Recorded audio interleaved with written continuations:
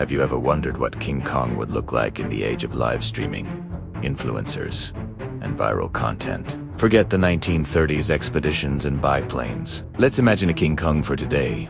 A story not just about a giant ape, but about our own obsession with watching everything, all the time. Let's call it Kong Live. Our story starts not with a film crew, but with a tech visionary. Meet Jonas Rex. He's the genius founder of The Hive, the biggest streaming platform on the planet. Think Twitch, YouTube, and every social media app rolled into one global behemoth. Rex's motto is simple and terrifying. If it isn't streamed, it didn't happen. He's a master of manipulation, framing every venture as progress, as connection, as the future. And his next big project, to find and stream the ultimate piece of content, a living god. But to find a god, you need an expert. Enter Dr. Elena Rojas, a brilliant primatologist who has dedicated her life to understanding great apes. Rex approaches her not with a cage, but with a contract.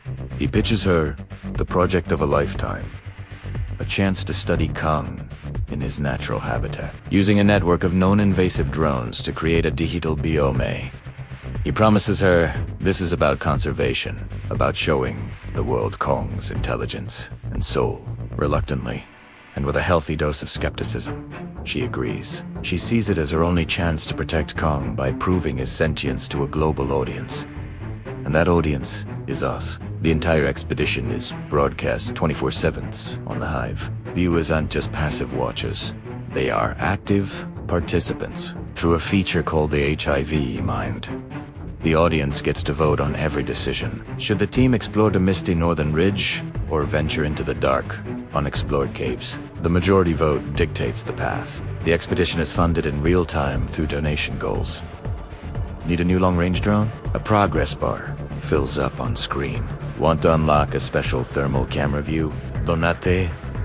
Now, we, the viewers, are complicit. We are funding and directing the entire operation, feeling like we're part of a grand scientific discovery. On Skull Island, the initial phase is a monumental success. Dr. Rojas, using her expertise, makes peaceful contact.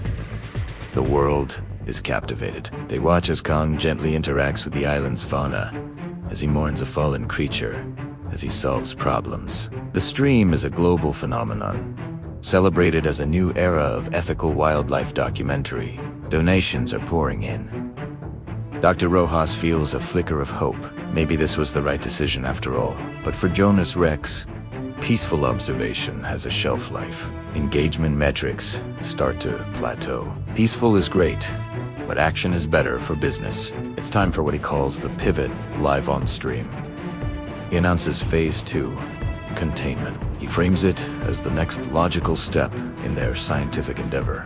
To truly study Kong, they need to bring him to a controlled environment. Dr. Rojas is horrified. This was never part of the deal. This is a betrayal. Rex, ever the showman, turns the capture into a game. The HIV Mind is prompted with a new objective: help the team safely contain the asset. The language is clinical, detached, and scientific. The audience isn't asked to hunt or hurt Kong. Instead, they vote to fund and deploy a series of non-lethal and high-tech tools. They vote to launch drones that deploy shimmering electromagnetic nets. They vote to activate high-frequency sonic emitters that disorient Kong. They vote to blanket areas with sticky, fast-hardening containment foam to slow him down. Each tool is presented as a puzzle piece for the audience to solve.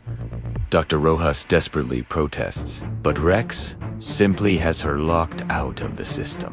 She can only watch, powerless, as the audience she hoped to educate becomes Kong's captor. Guided by Rex's prompts and the gamified interface, the global audience successfully corners the great ape. Kong isn't defeated by brute force, spears, or guns.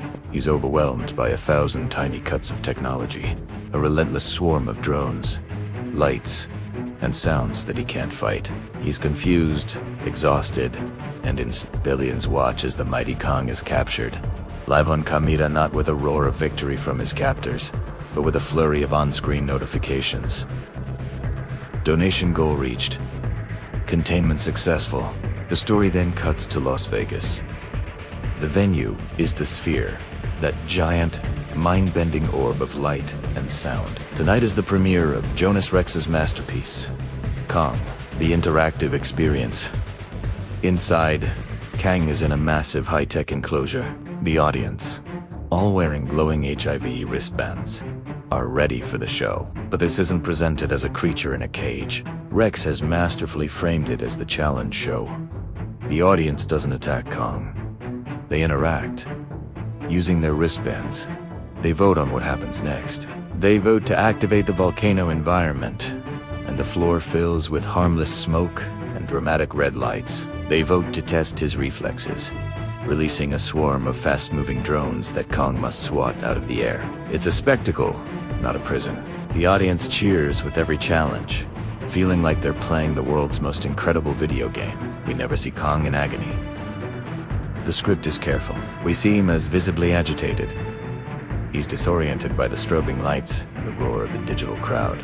He lets out roars of frustration as he swats at drones he can never quite catch. He's cornered and confused by the constant, unpredictable chaos. He is a living being turned into a game element, and the audience loves it. Meanwhile, Dr. Rojas has been locked in a control room.